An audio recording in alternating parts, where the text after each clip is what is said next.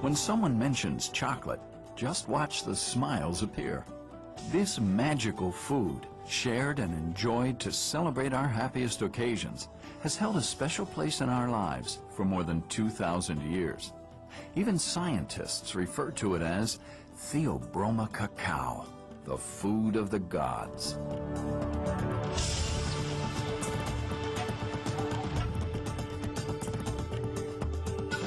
The story of chocolate is a unique adventure. It begins deep in the tropical forest, travels through the sacred rituals of the Aztecs and the intrigue of European royalty, and emerges into our modern popular culture. It's a journey filled with magic, mystery, and art.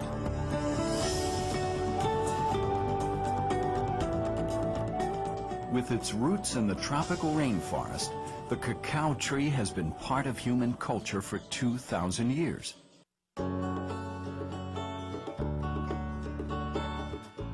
All chocolate begins with cocoa beans, the fruit of the cacao tree. The cacao tree is strictly a tropical plant, thriving only in hot, rainy climates. Cacao can only be cultivated within 20 degrees north or south of the equator. This delicate tree needs protection from direct sun and wind, and is usually planted under a canopy of taller trees, which provides the necessary shade. At maturity, the cultivated cacao tree stands 15 to 25 feet tall. Tiny pink or white flowers grow along the trunk and main branches of the tree.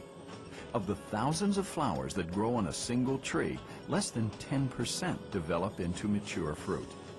These oval-shaped pods contain the seeds that will become cocoa beans.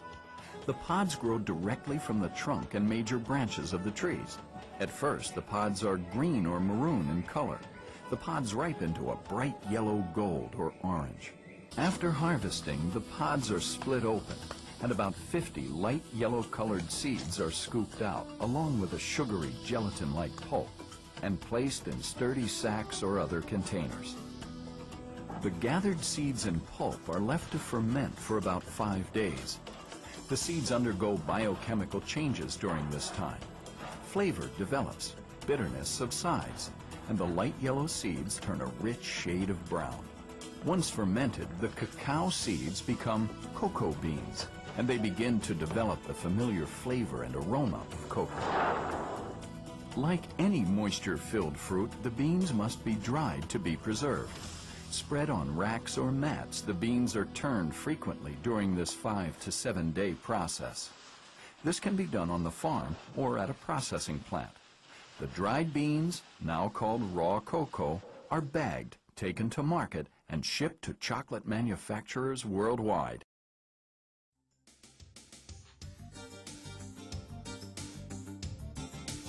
At the chocolate factory, cocoa beans are inspected and approved as part of a stringent quality control process. All incoming raw materials must be tested before they enter the manufacturing facility to make sure that only wholesome, high-quality ingredients are used to make chocolate. Quality control continues during production, where chocolate samples are carefully analyzed throughout the process. Once the beans pass inspection, they are cleaned and then blended to create just the right flavor. The cocoa beans are roasted in large rotating cylinders for anywhere from 30 minutes to 2 hours. The carefully controlled heat turns the beans a deep brown color as they develop the characteristic aroma of chocolate. As soon as the roasted beans have cooled, a machine removes the shells, leaving only the inner part of the cocoa bean. These bits of cracked beans, called nibs, are now ready for processing. The nibs are conveyed to grinding mills, where they are crushed between a series of heavy steel rollers or grinding stones. The friction and pressure liquefy the nibs and create a shiny brown liquid called chocolate liquor, although it has no alcoholic content. The factory can make eating chocolate or cocoa from the chocolate liquor. To make cocoa powder, the chocolate liquor is pumped into giant hydraulic presses that apply about 6,000 pounds per square inch to the liquor. This intense pressure forces out the cocoa butter, which is removed through filters. The cocoa butter will be used to make chocolate. The pressed cake that remains after the cocoa butter is removed can be cooled, pulverized and sifted into cocoa powder. Cocoa is used to make chocolate milk, chocolate syrup, ice cream, cakes, and other chocolate products. The art of chocolate making requires carefully mixing a variety of ingredients into the chocolate liquor.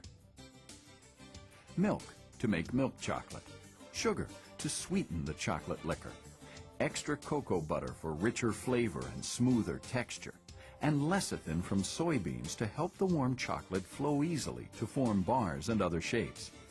The chocolate mixture is then finely ground or refined by passing through a series of heavy rollers set one atop the other.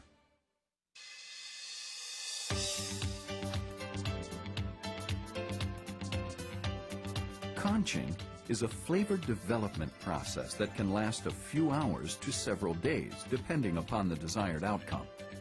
Heavy rollers swirl continuously through the mixture, kneading the chocolate, developing the complex flavors, and making the chocolate velvety smooth.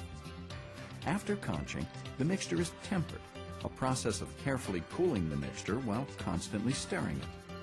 Finally, the liquid chocolate is ready to be poured into molds or used to enrobe or cover candy centers such as nougat, creams, and nuts.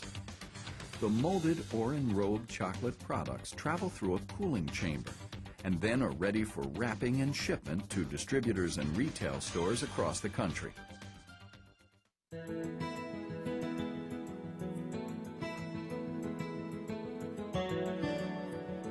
Chocolate can be a part of any healthy, active lifestyle, and some of the latest research points to potential health benefits from certain types of cocoa powder and dark chocolate. Chocolate is a complex plant food, and it's high in antioxidant compounds called flavonoids. And cocoa powder and dark chocolate are especially rich in these antioxidants. These antioxidants may have protective effects against certain diseases, including heart disease. Over the years, scientists have erased many myths about chocolate. For instance, did you know that chocolate contains very little caffeine? A typical chocolate bar contains about the same amount of caffeine found in a decaffeinated cup of coffee. Does chocolate make children hyperactive? According to medical professionals, sweet foods do not cause hyperactivity. The likely cause of excitability is the excitement of the event at which sweet foods are eaten. What about chocolate and migraine headaches? Again, the research studies conducted on foods and migraines show chocolate is not a significant cause of migraines. Chocolate also is not a major cause of dental cavities. All foods that contain starch or sugar, including everything from cookies and pretzels to cereal and bread, have the potential to cause cavities.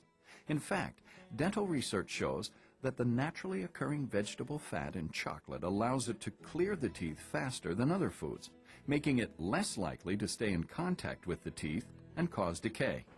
Chocolate's a fun food, and it certainly can fit into any healthy diet and lifestyle, eaten in moderation. There are no good foods nor bad foods. It's the overall diet that's important. Equally important is physical activity to help us burn the calories we consume and maintain a healthy weight.